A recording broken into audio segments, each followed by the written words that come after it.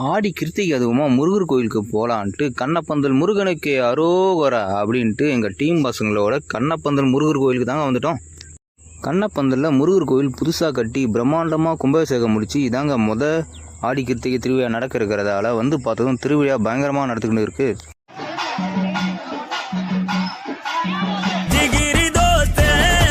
இரண்டு இனப்பிரியா தோயர்கள் செக்கெண்ணையும் ஆட்டி முடிச்சுட்டு பார்த்தீங்கன்னா ஜடலில் சுத்தம் போது அந்த சாக்லேட்டு தூக்கி போடும் போது நம்ம போய் சாக்லேட்டு பொறுக்கின அனுபவம் இருந்தால் கமெண்ட் பாக்ஸில் கமெண்ட் பண்ணுங்க.